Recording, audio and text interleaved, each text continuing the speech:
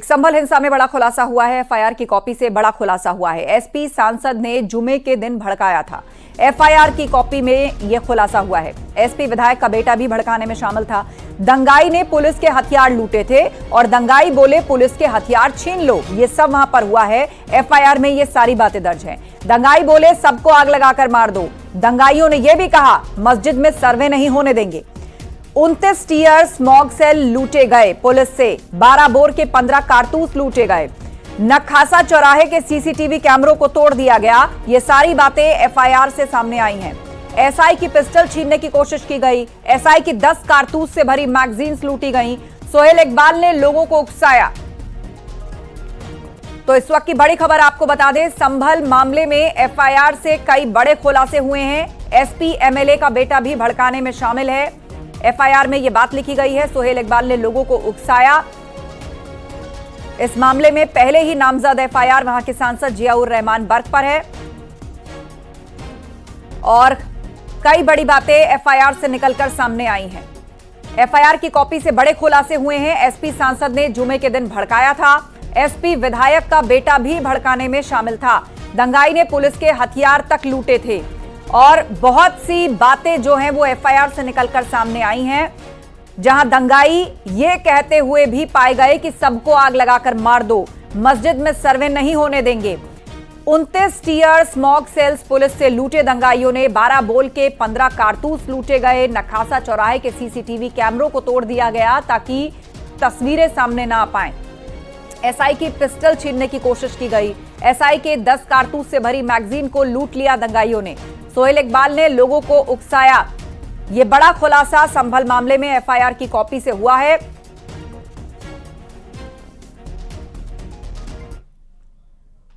और संभल बवाल से जुड़ी बड़ी खबर, मंत्री नितिन अग्रवाल का आरोप है कि घटना पहले से ही सुनियोजित थी। संभल की आगजनी और हिंसा वर्चस्व की राजनीति का नतीजा है। और मंत्री ने एक्स पर पोस्ट करके लिखा कि तुर्क पठान विवाद ने न केवल शांति भंग की बल्कि आम लोगों की सुरक्षा पर भी सवाल खड़े किए। संभल हिंसा पर जो खुलासा हुआ है उसमें यह कहा जा रहा है कि ये हिंसा पूरी तरीके से सुनियोजित थी। ये आपसी वर्चस्व की लड़ाई तुर्क और पठान के बीच में थी। देखिए, ये फैक्ट्स अब सबके सामने आ गए हैं। संभल की जो घटना हुई उसमें इसमें कोई दो राय नहीं है कि वहाँ पे दो पक्ष समाजवादी पार्टी के, एक विधायक का पक्ष है, एक सांसद का पक्ष है और इन दोनों पक्षों के बीच में हमेशा वर्चस्व की लड़ाई चलती रही है। कौन ज़्यादा मजबूत रहेगा, कौन किसके समर्थक ज़्यादा मजबूत रहेंगे, इसकी लड़ाई हमेशा रही है। और ये जो संभल में दंगा हुआ या जिन लोगों ने दंगा किया उसमें दोनों पक्षों के समर्थक शामिल थे, मौजूद थे और अपनी वर्चस्व की लड़ाई के कारण उन्होंने संभल में दंगा कराने का प्रयास किया। वहाँ पे गोलीबारी हुई, वहाँ पे उनके एक समर्थक ने गोलियाँ चलाई, दूसरे समर्थक को गोली लगी, पत्थरबाजी की गई। तो ये बिल्कुल भी बर्दाश्त नहीं किया जाएगा। अखिलेश यादव ने मुलाकात की है लोकसभा अध्यक्ष से और अखिलेश यादव का बयान भी आया कि बर्क जो वहाँ पर मौजूद नहीं थे, वो बाहर थे, उसके बाद भी एफआईआर में उनका नाम डाला गया है। देखिए, ये ज़रूरी नहीं है कि कोई मौके पे ही मौजूद हो। ये तो बात स्पष्ट है कि उनके कहने पे, उनके भड़काने पे उनके समर्थकों ने वहाँ पे माहौल को ख़राब किया है और ये आज की घटना नहीं है। आपने उनके परिवार के इतिहास को देखा होगा बर्क के। उनके दादा भी जब सांसद थे तो किस तरीके की बयानबाजी उनके यहाँ से आती थी, कैसे वो तालिबानियों को स्वतंत्रता संग्राम सेनानी के नाम से बोलते थे। तो लगातार उनके परिवार का ये इतिहास रहा है कि उन्होंने हमेशा माहौल को ख़राब करने की कोशिश करी है और वर्चस्व की लड़ाई में अपने आप को मजबूत साबित करने का प्रयास किया है। ये हमारे साथ में मंत्री नितिन अग्रवाल जी थे। इनका सीधे तौर पर कहना है कि जो संभल की घटना हुई है उसमें समाजवादी पार्टी के ही आपसी वर्चस्व की विधायक और सांसद का झगड़े में ये पूरा घटनाक्रम हुआ है। कैमरामैन मनोज शाही के साथ संकेत मिश्रा, न्यूज़ 18 लखनऊ। संभल हिंसा पर एसपी अध्यक्ष अखिलेश यादव का बयान सामने आया। अखिलेश यादव ने वहां मारे गए लोगों को मुआवजा देने की मांग की है और कहा कि अभी सपा डेलीगेशन वहां के लोगों से मिलने जाएगा और कुछ समय बाद में मैं भी जाऊंगा। अखिलेश यादव ने अधिकारियों को हिंसा का जिम्मेदार बताया है और उन पर कार्रवाई की मांग की है। डेलीगेशन है और लोगों से मिलने के लिए, वहां के लोगों के सामने जो तकलीफ परेशानी है उनसे मिलने हमारा डेलीगेशन जाएगा। सरकार का कहना अभी डेलीगेशन जाएगा और बाद में मैं भी जाऊंगा। जी सरकार का कहना है कि सरकारी और जो मरने वाले लोग हैं, हम सरकार से भी बोलते हैं कि मदद करें उनकी, और अगर सरकार नहीं मदद करती है तो समाजवादी पार्टी ने मदद करने का भी फैसला लिया उन परिवार के लोगों का। अखिलेश जी, सरकार का कहना है कि किसी भी सरकारी गोली से किसी की मौत नहीं हुई है, क्या कहेंगे? आप कैसे सरकार की बात मान सकते हैं पुलिस के लोगों की? क्या पुलिस की भाषा हमने नहीं सुनी? क्या कोई इस तरह की गाली गलौज दे सकता है? ऐसे अधिकारियों के खिलाफ कार्रवाई करनी चाहिए, और अगर सच्चे संविधान पे चलने वाले लोग हैं तो ऐसे अधिकारी जो गाली दे रहे थे उनको टर्मिनेट कर देना चाहिए। जो लोग सीधी गोली चला रहे थे बोर्ड न डालने पे, उनके खिलाफ क्या कार्रवाई की सरकार ने? और बड़ी अपडेट, आज संभल जा सकते हैं राहुल गांधी। सूत्रों से यह खबर मिल रही है, हिंसा प्रभावितों से मिलने जा सकते हैं राहुल गांधी। तो संभल में बवाल के बाद हिंसा प्रभावितों से मिलने राहुल गांधी जा सकते हैं, आज संभल जा सकते हैं राहुल गांधी। सूत्रों के हवाले से यह बड़ी खबर मिल रही है।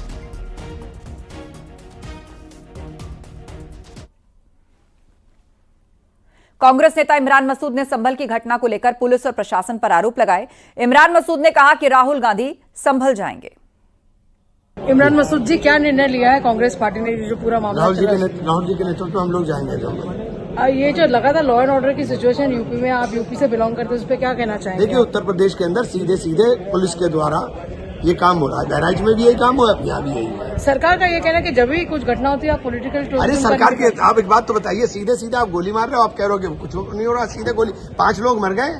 कब जाएंगे राहुल गांधी? कल या परसों इंशाल्लाह। और संभल बवाल पर बोले हैं मंत्री दयाशंकर सिंह। एसपी डेलीगेशन और राहुल के जाने पर उन्होंने कहा, ये लोग संभल का माहौल खराब करना चाहते हैं। एसपी के नेताओं ने ये उपद्रव कराया है। अखिलेश यादव को सांसद पर एफआईआर पर आपत्ति है। तो मंत्री दयाशंकर सिंह ने राहुल गांधी के संभल जाने के बयान पर पलटवार किया। अब वो भी मुख्यमंत्री रहे हैं, कोई न्यायालय आदेश करता है, उसके लिए न्यायालय कहता है इतने दिनों में इसको कर करके फिर मेरे यहाँ प्रस्तुत किया जाए, तो न्यायालय का सम्मान करना यदि इस तरह की बात है और उनके कार्यकर्ता इसमें अभियुक्त हो रहे हैं, समाजवादी पार्टी के लोग इसमें कई जो है इसमें शामिल हैं, और ये स्वयं इस तरह से कार्य करा करके और इस तरह के बयानबाजी को कह करके प्रदेश और देश की जनता को गुमराह कर रहे हैं। अखिलेश ने कल ये भी मीडिया के सामने कहा कि उनके सांसद यूपी के बाहर थे, फिर भी उन पर एफआईआर दर्ज कर दी गई। अब जो भी एविडेंस है, यदि किसी चीज को कहते हैं तो प्रशासन इसको अपने साक्ष्य के रूप में प्रस्तुत करेगा कि वहां थे कि नहीं थे। जिस तरीके से जांच चल रही है उपद्रव की, इसमें ये भी एक बात सामने आ रही है कि वहां पे तुर्क और पठान के बीच लंबे दिनों से वर्चस्व की जंग चल रही है। आपको भी लगता है कि क्या इस तरीके कोई बवाल के पीछे आशंका हो सकती है? देखिए, ये कोई मैंने प्रशासन का कोई इसमें वो नहीं है। जब न्यायालय ने एक आदेश दिया और न्यायालय के आदेश का अनुपालन करना सरकार की जिम्मेदारी है। और संभल की घटना पर बागेश्वर धाम के पीठाधीश्वर धीरेन्द्र शास्त्री ने कहा कि ऐसे लोगों पर राष्ट्र और देशद्रोह का केस लगा देना चाहिए।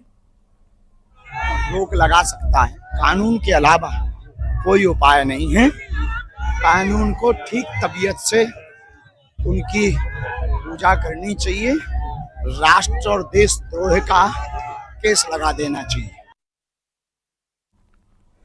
संभल में पथराव की घटना पर समाजवादी पार्टी के सांसद ने प्रशासन पर आरोप लगाया। सांसद रामगोपाल यादव ने कहा कि प्रशासन ने जानबूझकर वहां अशांति पैदा करने का काम किया। संभल में जो कुछ प्रशासन कर रहा है 100% गलत कर रहा है। जी सर। प्रशासन की लापरवाही से, बल्कि मैं तो ये आरोप लगा रहा हूं, प्रशासन ने जानबूझकर वहां ये सब अशांति पैदा करने का काम किया है। प्रशासन चाहता कुछ भी नहीं हो सकता था। प्रशासन ने ही लोगों को जो जा रहे थे मस्जिद में नारे लगाते हुए उकसाया और ये प्रदर्शित किया कि जैसे मस्जिद पे लोग कब्जा करने जा रहे हैं, जिसकी वजह से ये सब कुछ हुआ। कहीं कहीं से मिलेगा तो निराश होकर आदमी क्या करता है? निराश होकर न्याय मिलेगा तो कभी कुछ नहीं अशांति होती। हमेशा शांति न्याय के रास्ते से ही निकलती है, और न्याय जब नहीं मिलता है निराश हो जाता है आदमी, कहीं से न्याय नहीं मिलता है, तो कुछ न कुछ तो लोग करते ही। फिर खिलाफ कोई FIR नहीं, कोई चीज नहीं, जबरदस्ती लोगों को आतंकित किया जा रहा है। आज समाजवादी पार्टी का डेलीगेशन संभल जाने वाला था, लेकिन उससे पहले ही सपा नेताओं को हाउस अरेस्ट कर लिया गया। बरेली में सपा के जिला अध्यक्ष शिवचरण कश्यप को पुलिस ने नजरबंद कर लिया। उनके घर के बाहर खड़ी बड़ी संख्या में पुलिस तैनात है और उनको घर से निकलने की इजाजत नहीं है। उन्हें घर में ही अरेस्ट कर लिया गया है। शिवचरण कश्यप नजरबंद किए गए हैं। बरेली एसपी जिला अध्यक्ष को नजरबंद किया गया है। संभल जाने वाला था एसपी का डेलीगेशन। शिवचरण कश्यप फिलहाल नजरबंद है। घर के बाहर बड़ी संख्या में पुलिस फोर्स तैनात है।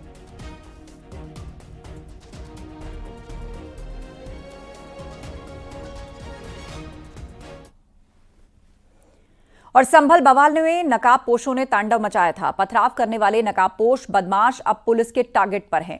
संभल में दंगे के दौरान की गई वीडियो सामने आई है, जो जामा मस्जिद के आसपास की थी। और वीडियो में देखा गया है कि नकाबपोश लोगों की भीड़ बवाल काट रही थी। लोगों के हाथों में पत्थर थे। रास्ते में एक सफेद रंग की गाड़ी खड़ी थी, जिसे कुछ लोग तोड़ने में लगे थे। गाड़ी पर पत्थर बरसाए जा रहे थे। मस्जिद पर मौजूद लोग जो वीडियो बना रहे थे, अराजक तत्वों ने उनकी ओर भी पत्थर फेंके हैं। तो भीड़ ने जो बवाल किया, उसमें कुछ नकाबपोश लोग भी पाए गए।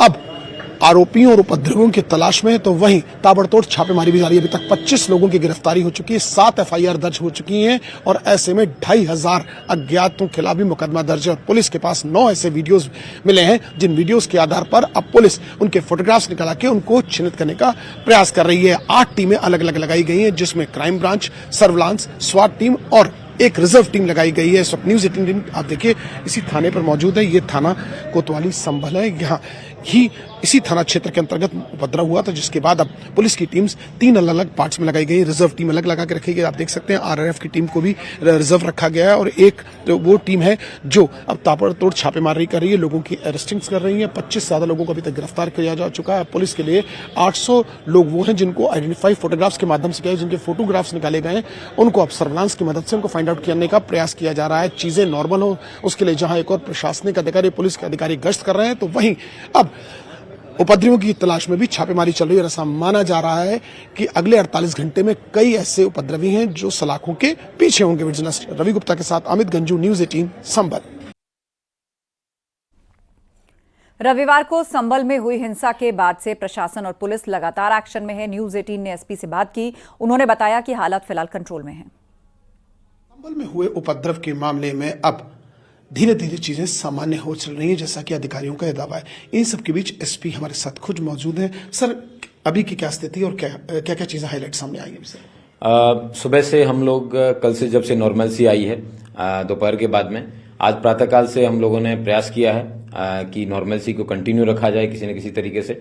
सभी व्यापार मंडलों से हमारी बात हुई है।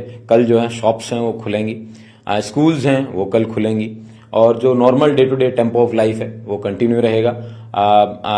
7 मुकदमे अभी तक लिखे जा चुके हैं। 25 लोगों को या तो हवालात जेल भेजा गया है या फिर जुवेनाइल जो होम्स है वहां भेजा गया है।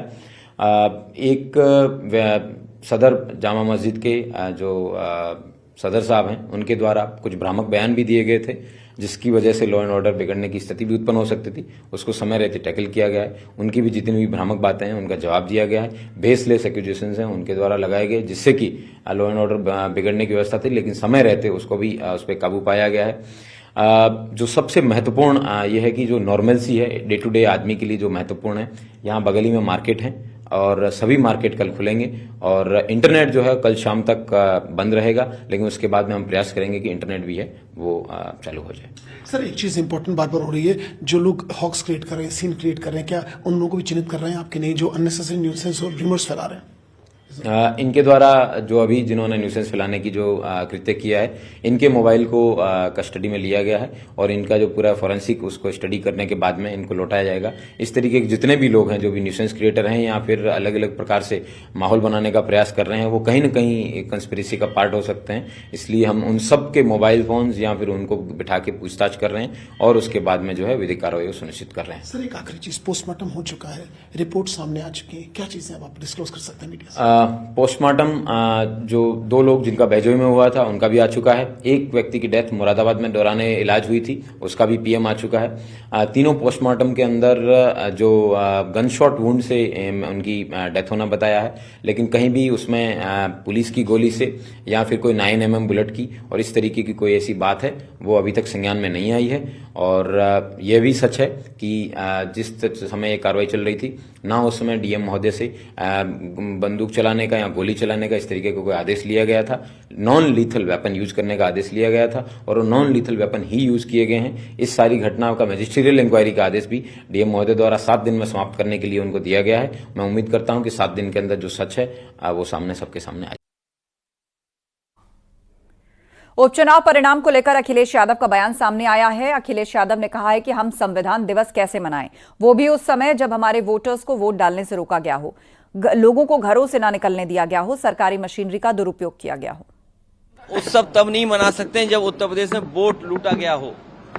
हमने देखा कि समाजवादी पार्टी के वोटर्स को वोट नहीं डालने दिया, उनका कहां वोट पड़ पाया? क्या ये संविधान हमें ये रास्ता दिखाता है कि आप वोट छीन सकते हैं किसी का? इलेक्शन कमीशन जो कॉन्स्टिट्यूशनल बॉडी है जिसको शिकायत की गई उसके बाद भी क्या कार्रवाई हुई? आप वहां के अधिकारियों की बातचीत करने का तरीका देखिए, वो डरा रहे हैं, धमका रहे हैं आपको, गाली दे रहे हैं आपको। और ये तो अभी वीडियो आए हैं, चुनाव से पहले भी आपने चुनाव के बीच में भी देखा होगा। क्या एक महिला जो वोट डालना चाहती है तो उसको रिवॉल्वर से आप रोकेंगे? यही संविधान का उत्सव होगा क्या? तो इसीलिए हमारा विरोध है इस बात का। उत्सव तब बन सकता है जब संविधान के सच्चे रास्ते पर चलें। सच्चे समाजवादी ही संविधानवादी हैं। संविधान दिवस पर आयोजित कार्यक्रम को संबोधित करते हुए सीएम योगी ने संविधान से छेड़छाड़ का कांग्रेस और समाजवादी पार्टी पर गंभीर आरोप लगाया। सीएम योगी ने कहा कि मूल संविधान में सेक्युलर और समाजवादी शब्द नहीं था। इमरजेंसी में कांग्रेस ने चोरी छिपे इन 2 शब्दों को डलवाकर जनता की भावनाओं का गला घोटने का काम किया।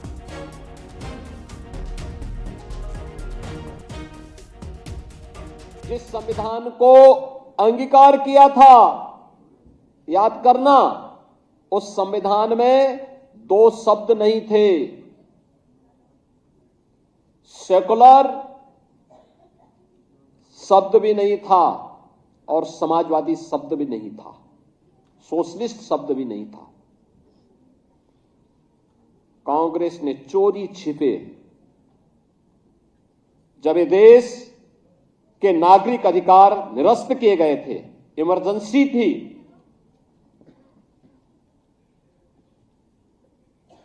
तब इन 2 शब्दों को भारत के संविधान में डाल करके भारत के संविधान की आत्मा के गले को घोंटने का काम कांग्रेस ने किया था। कांग्रेस ने किया था।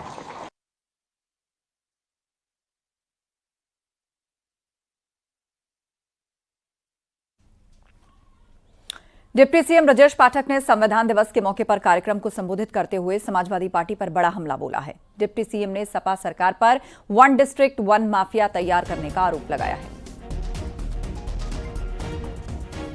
उत्तर प्रदेश गुंडे माफियाओं का स्टेट कहा जाता था, और कौन है उनके प्रोमोटर्स गुंडे माफियाओं के? मैं अपने प्रबुद्धजनों से कहना चाहता हूं, पत्रकार मित्र के स्टूडेंट्स बैठे हैं, आप रिसर्च करिए, प्रोफाइल पर जाइए। समाजवादी पार्टी ने 1 डिस्ट्रिक्ट 1 माफिया देकर के उत्तर प्रदेश को दंगों की आग में झोंकने का काम किया था। हमने इसी लखनऊ में विधानसभा चलती है, अधिकारी लोग बैठे हैं, 10-10, 15-15 माफिया एक एक गाड़ी में 15-15 बंदूकें भर करके आते थे, और कई बार मौका आता था जेल से उनको फौज लेकर के आती विधानसभा में। बाबा साहब भीमराव अम्बेडकर के संविधान को मजाक बना करके आप लोगों ने रख दिया था।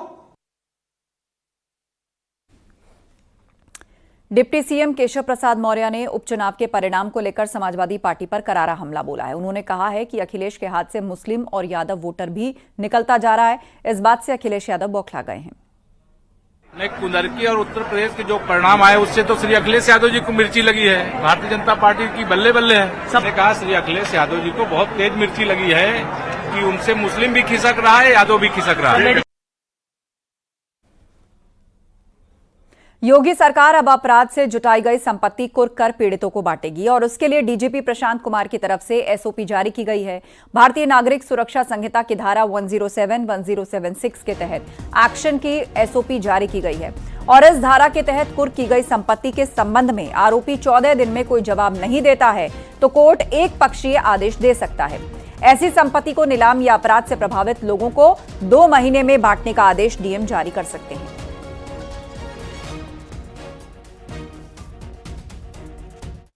1 जुलाई 2024 से देश में लागू भारतीय न्याय संहिता और भारतीय नागरिक सुरक्षा संहिता के तहत पुलिस को तमाम अधिकार प्राप्त हो गए हैं।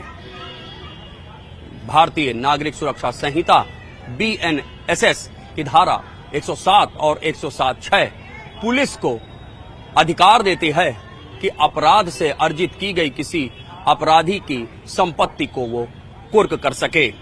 इससे पहले IPC या CRPC में पुलिस के पास इस तरह के अधिकार नहीं थे। PMLA prevention of money laundering act में ऐसे अधिकार ईडी के पास थे, तो वहीं पुलिस के पास गैंगस्टर एक्ट के तहत इस तरह के अधिकार थे। लेकिन अब BNSS की धारा 107 और 107(6) ने पुलिस को काफी मजबूत कर दिया है। इसके तहत किसी अपराधी की संपत्ति को कुर्क करके पीड़ितों के बीच बांटा जा सकता है। कोर्ट के आदेश पर जिले के डीएम ये कार्रवाई कर सकते हैं। इसके लिए इस धारा के तहत जो मुकदमा दर्ज होगा, उस मामले के इन्वेस्टिगेटिंग ऑफिसर को अपने SP, SSP या पुलिस कमिश्नर से परमिशन लेकर कोर्ट में एक अर्जी देनी पड़ेगी। कोर्ट की अर्जी के साथ ही इन्वेस्टिगेटिंग ऑफिसर को उस अपराधी के अपराध से कमाई गई सभी संपत्तियों के बारे में कोर्ट को जानकारी देनी होगी।